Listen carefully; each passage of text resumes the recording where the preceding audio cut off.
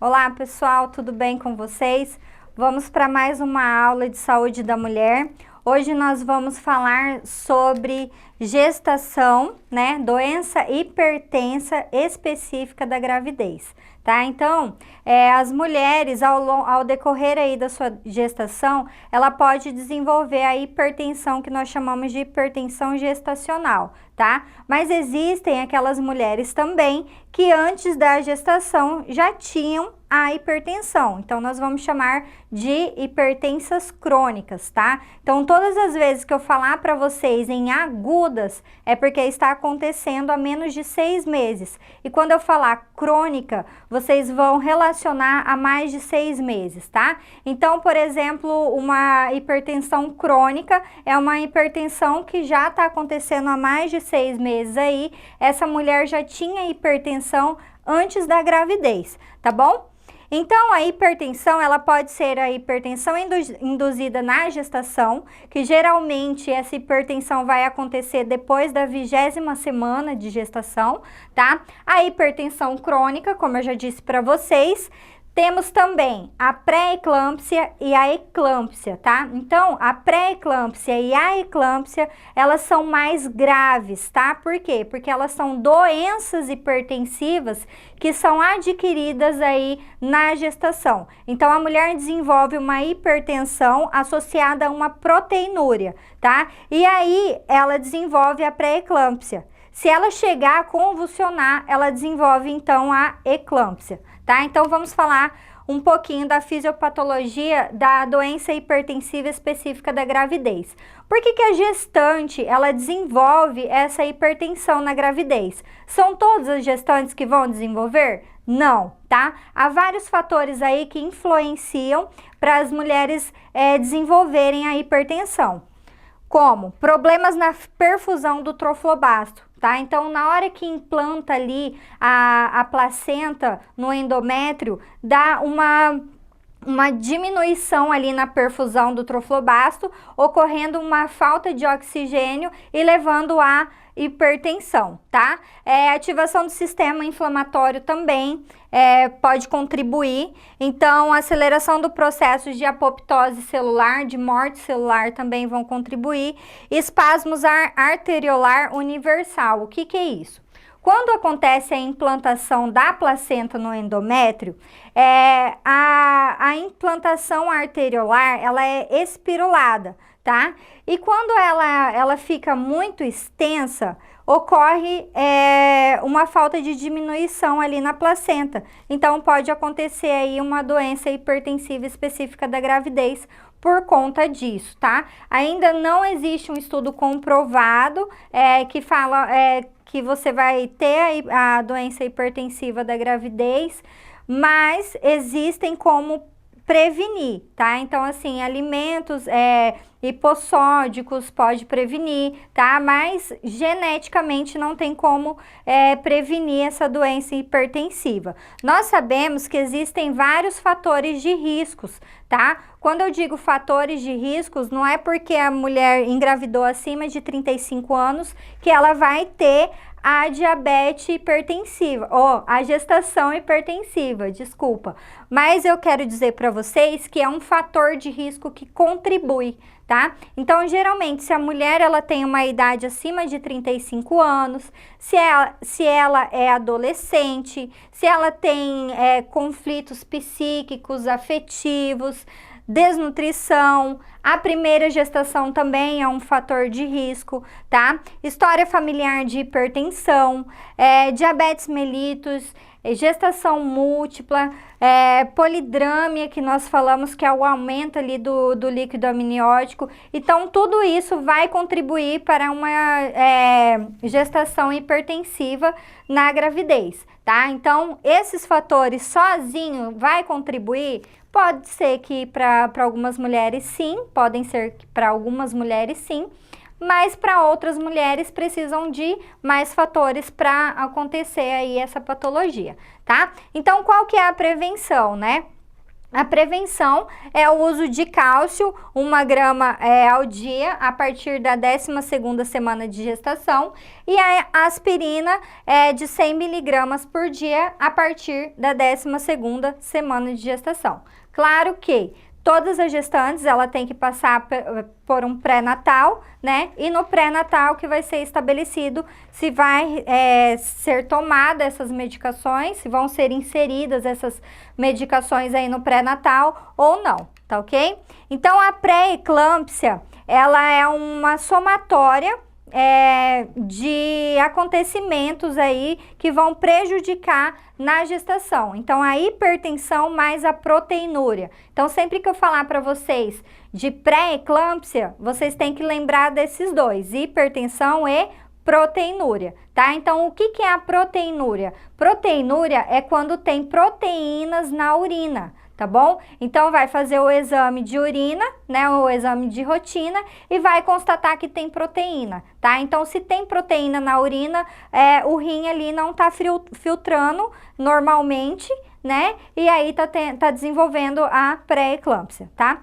A pré-eclâmpsia também, ela vai causar uma irritabilidade crescente, uma cefaleia, tonturas, né, distúrbios visuais, as manifestações digestivas, como dor epigástrica, vômitos, né? Então, todos esses são sintomas que podem aparecer aí na pré-eclâmpsia. Mas, claro que o principal é hipertensão e proteinúria. Falamos em pré-eclâmpsia, hipertensão e proteinúria, ok?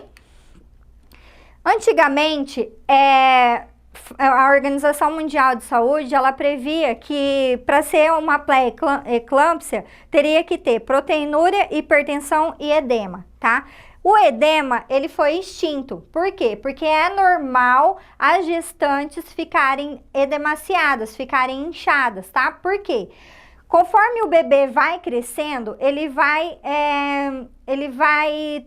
pressionando a veia cava inferior, tá? E essa pressão da veia cava inferior, acontece aí o edema, que é normal. O que não é normal é um edema retroorbital, tá? Esse edema nos olhos e principalmente aqui nas extremidades, como mãos, no início da gestação. No final da gestação é normal, né? Principalmente porque os vasos linfáticos e sanguíneos aí, eles vão proporcionar esse inchaço, tá ok? Mas um edema retroorbital não é normal, tá ok?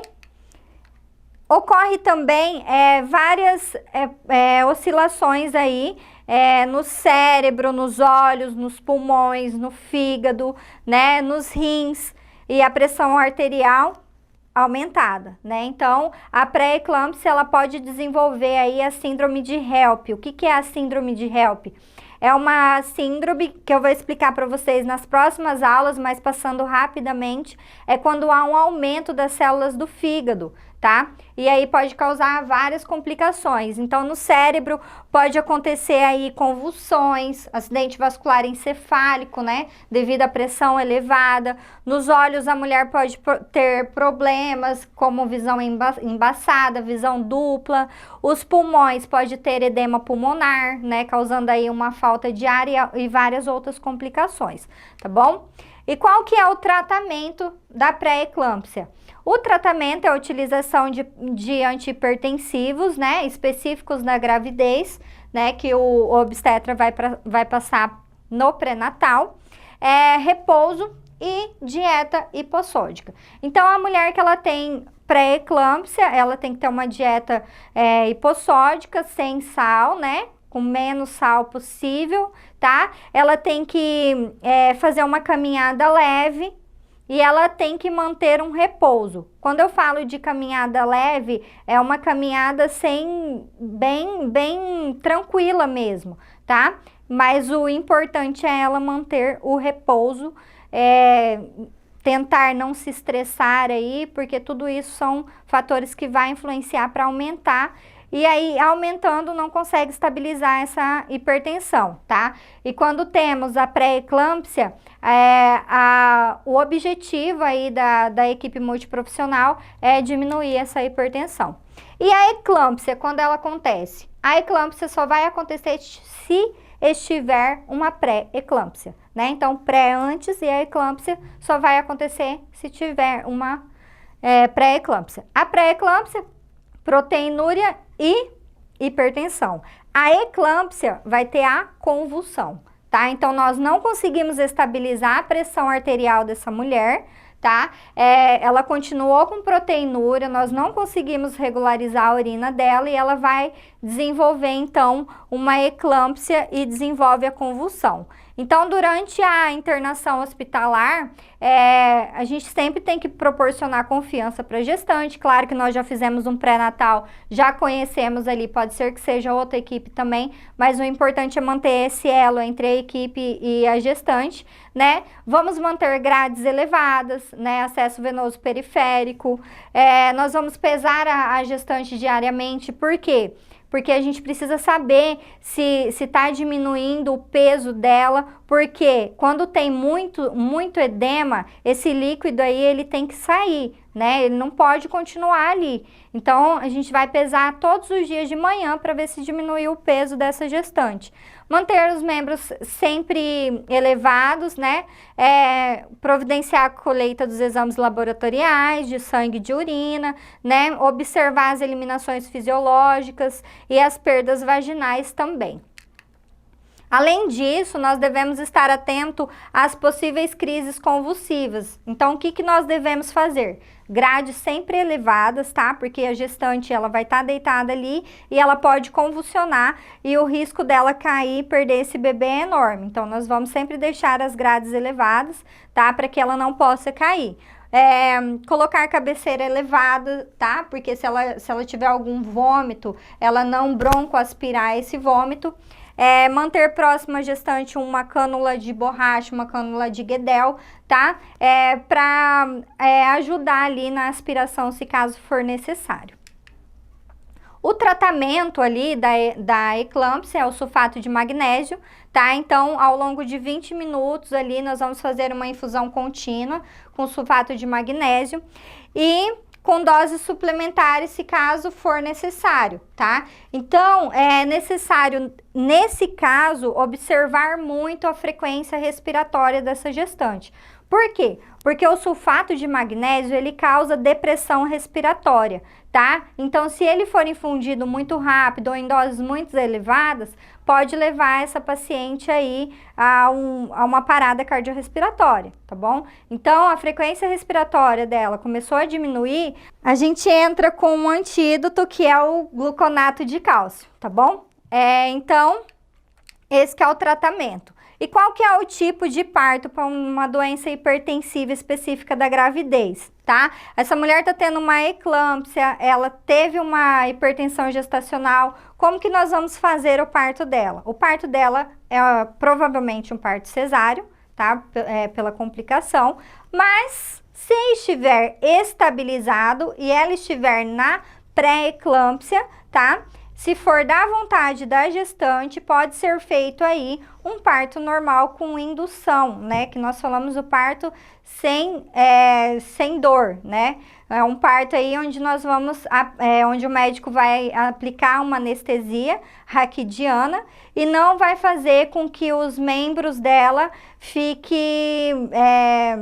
que não acabe a força dos membros dela, só a dor que vai diminuir um pouco. Tá? Então, pode acontecer. Então, é de caso em caso. Não tem como eu falar para vocês que teve pré-eclâmpsia, vai ter que fazer o parto cesáreo, tá? Agora, a eclâmpsia, que é uma complicação a mais, tem que estudar caso a caso também, tá?